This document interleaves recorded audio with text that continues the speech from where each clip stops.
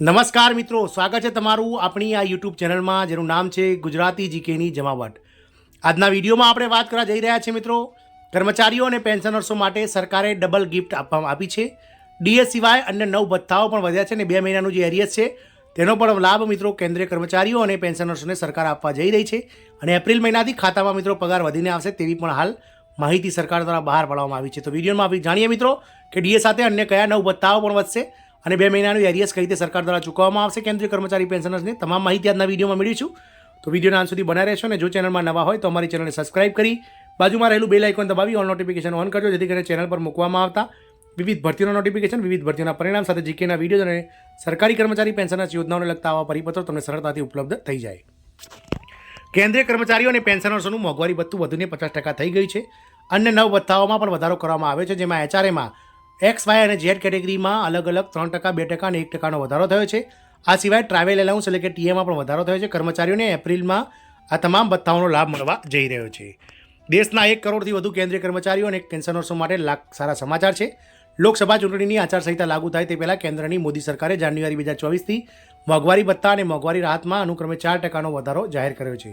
ત્યારબાદ હવે આ ડીએડીઆર વધીને 46%થી વધી અને 50% થઈ ગયો છે. તેમાંથી માર્ચના પગારમાં બાકી રહેલ રકમ જે હશે તે એપ્રિલમાં આવશે. ડીએડીઆર ઉપરાંત એચઆરએ સહિતના અન્ય ભથ્થાઓમાં પણ વધારો થયો છે. હકીકતમાં વડાપ્રધાન નરેન્દ્ર મોદીની અધ્યક્ષતામાં તાજેતરમાં કેબિનેટની બેઠકમાં કર્મચારીઓના 4% મોંઘવારી ભથ્થાની અને પેન્શનરોના 4% મોંઘવારી રાહતને મંજૂરી આપવામાં આવી છે.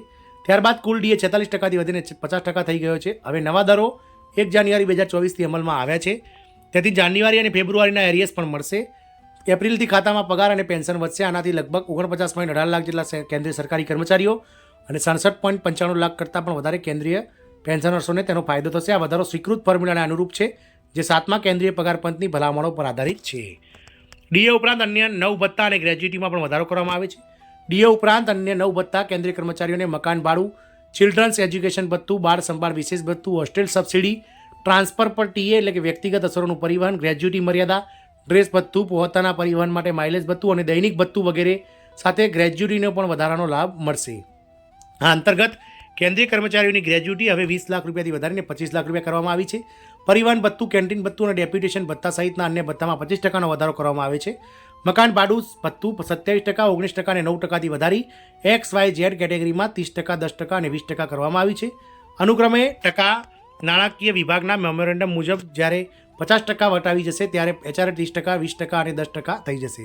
7મા પગાર પંચમાં થયેલા મેમોરેન્ડમ મુજબ જે છે તે 1%નો વધારો મિત્રો 25% મોંઘવારી ભથ્થું થતાં અને બાકીનો 1%નો વધારો મિત્રો 50% મોંઘવારી ભથ્થું થતાં આપવામાં આવશે.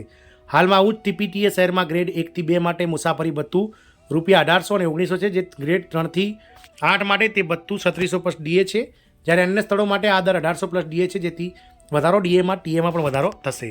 જાણો હવે પગાર પેન્શન કેટલા વધશે. જો કર્મચારીઓનો મૂળભૂત પગાર 18,000 રૂપિયા છે તો અને જો મોંઘવારી ભથ્થું 50% છે તો તેમનો પગારમાં દર મહિને ₹720નો વધારો થશે. એટલે કે ડીએની કુલ રકમ 9,000 રૂપિયા થશે. જો કર્મચારીઓનો મૂળ પગાર 25,000 છે તેને 12,500 રૂપિયા અને 35,000 રૂપિયા પ્રતિ માસ પગાર ધારકોને 17,500 ડીએનો લાભ મળશે.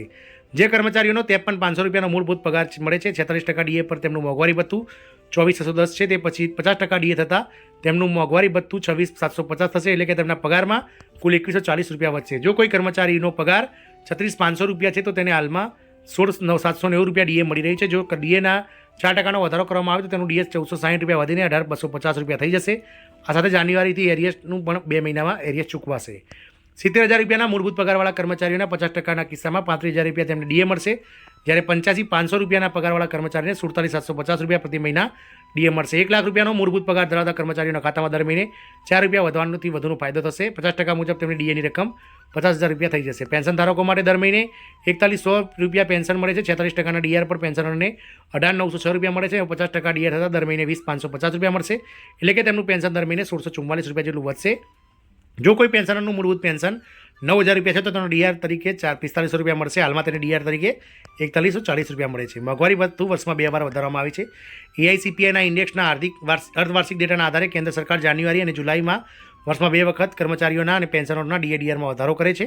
જાન્યુઆરી 2024થી ડીએમાં ફરી 4%નો વધારો કરવામાં આવે છે, જે 30 જૂન 2024 સુધી લાગુ રહેશે. હવે આગામી ડીએ જુલાઈ 2024થી લંબાવવામાં આવશે, જે જાન્યુઆરીથી જુલાઈ 2024 સુધીના AICPI ઇન્ડેક્સ પર આધાર રાખશે મિત્રો. આમ કર્મચારીઓના DA સિવાય અન્ય 9 ભથ્થાઓ પણ સરકારે વધારવામાં આપી દીધા છે. આશા રાખીશું કે કેન્દ્રીય કર્મચારીઓને સાથે મિત્રો અન્ય રાજ્ય સરકારો પણ આ બધા ભથ્થા અને જે લાભ છે DAના તે સમયસર સરકારી કર્મચારીઓને ચૂકવે તેવી આશા છે. જય હિન્દ, અસ્તુ.